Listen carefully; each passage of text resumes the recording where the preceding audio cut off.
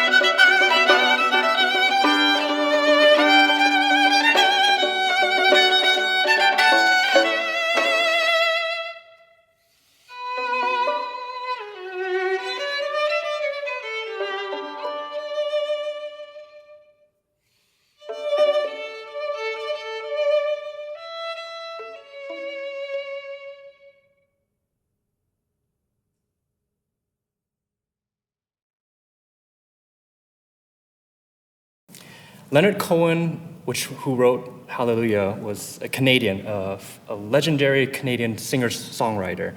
And he's very revered all over the world for the compositions he composed, and also his presence as an ambassador for Canadian music. And we arranged this song for two violins, and we're able to hopefully cover the texture of what the piece means. For me, this piece is really interesting because it goes beyond just a nice tune. From the context of it, it's a prayer, a hymn, and we've always been really interested in this piece and really branching out of our comfort zone and trying to see how we can make these pop music part of our repertoire as classical violinists.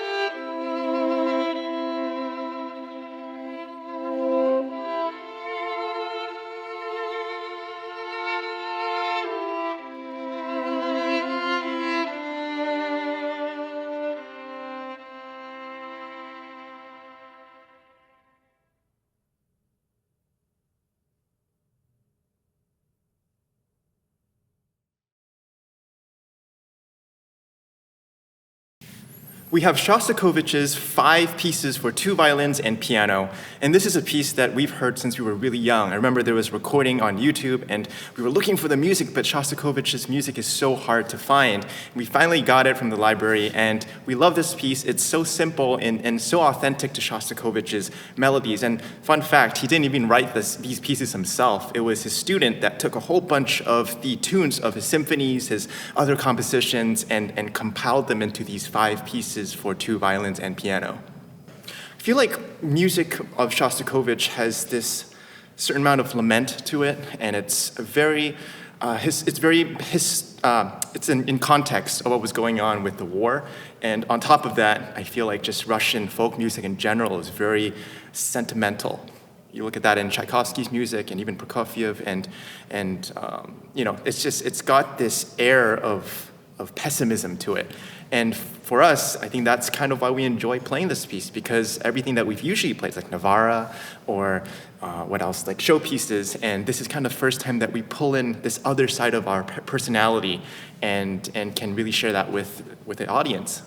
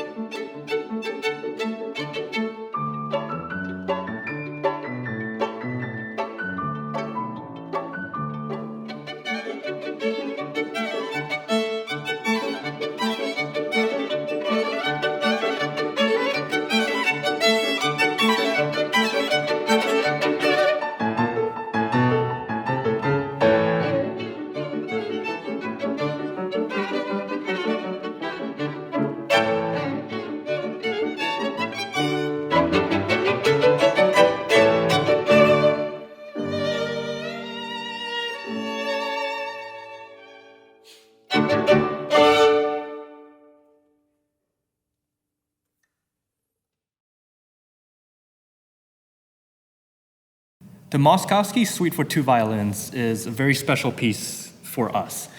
We took on tour many times, and during certain festivals here and there, when we're on our separate ways, we have an opportunity to play with other people. But when I play with Timmy, it's always really special. We have this chemistry, almost this little underlying rivalry as well. We pass, in this piece particular, there are many tunes are passed from each other, and we always try to play each tune a little bit better than each other, right? Yeah, this piece is such a representation of what we are as brothers in many ways, as it really highlights our longing for beautiful melodies, our virtuosity, and optimism and pessimism as well. I think it's I think it's really cool. And this piece, being from Poland, Moszkowski, although was never quite as large as Chopin, I think that was his main rival at the time. Just it's a great opportunity to showcase his music as well. And this is actually a common theme throughout the entire program. It's music kind of more Eastern, from Eastern Europe all the way to Asia.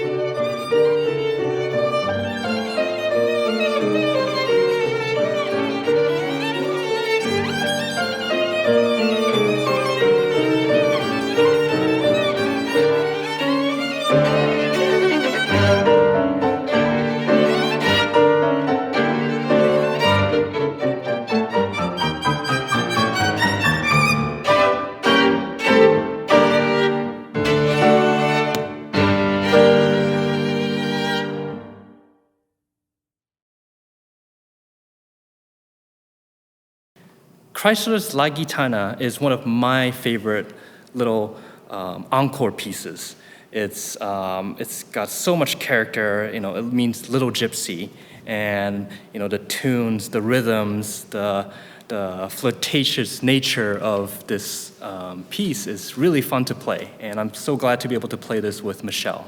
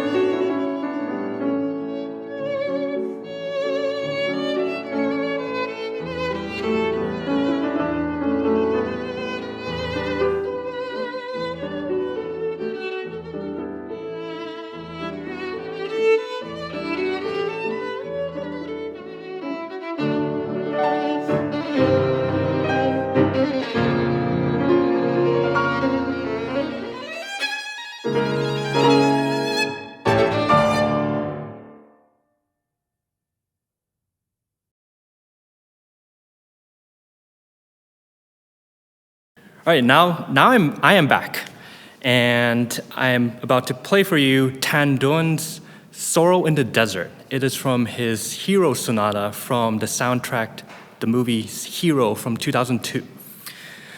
It is about sacrifice, love, and how it intertwines through its romantic melodies. And the selection I chose for this concert is from his fourth movement. And the violin is here to imitate the sounds of the erhu, a Chinese instrument with two strings. And that's why there are lots of glissandos, and you can really hear the emotions, the sounds of ancient China. I really hope you enjoy this work, as it's really ties in my culture, film music, and also a composer that I really respect.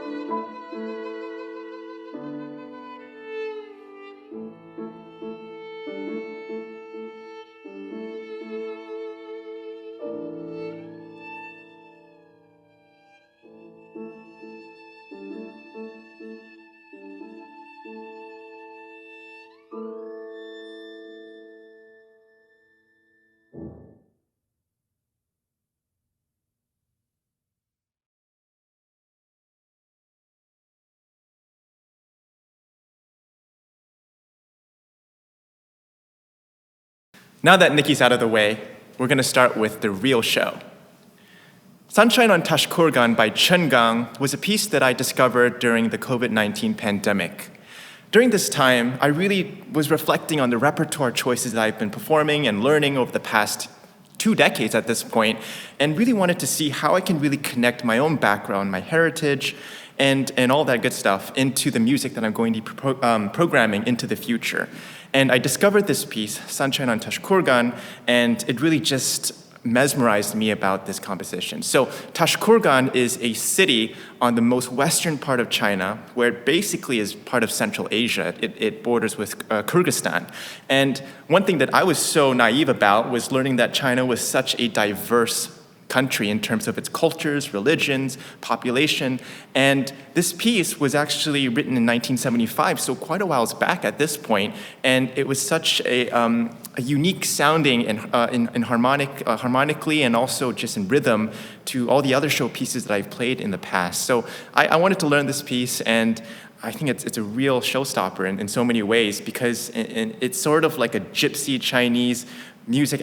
Someone called it Chinese Aladdin in some ways, and it really does showcase the violin in such a different and unique way.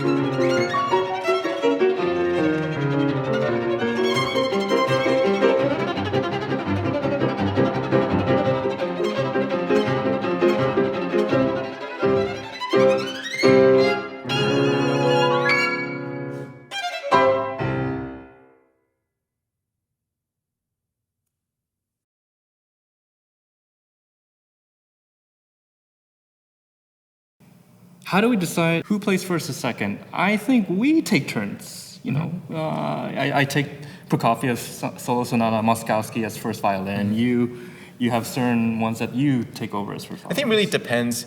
Sometimes you already learn something with the first violin and as the first violinist, and I think that it gets really confusing at some point to start mixing it together because we rehearse so much. So the music that we chose tonight is really reflective of our heritage. We're both Asian Americans, and this is something that I think for a long time, just generally in the world, we've always been a little bit confused about how we fit in. Do we go towards what our family practices at home, or do we blend into society? And for us, this is something that we've never really had to talk about or think about because it was just so busy with everything. And during the pandemic, we had an opportunity just to really sit down and just, I think, accept our identity. At least for me, I don't know about you. Yeah, but for sure. For me, this piece that I chose for tonight, Sunshine on Tashkurgan, just really allowed me to explore into my own heritage more and realize that this is not just music that I like playing or like hearing. It's actually a part of me because it's in our blood. And, us picking these pieces is kind of tapping into our cultural heritage as well. Yeah, actually, if anything, our parents are even further away from Chinese culture because they were born in Southeast Asia. So we're like fourth generation Chinese at this point. And it's very interesting because our parents, I think in some ways, hold on to more Chinese traditional customs than even people from modern day China just because of the history that has happened over the past 100 years. So for us, it's kind of this weird mix of just which part of China, which dynasty are we part of. But at the end of the day, we're also Americans, so it's kind of just one melting pot.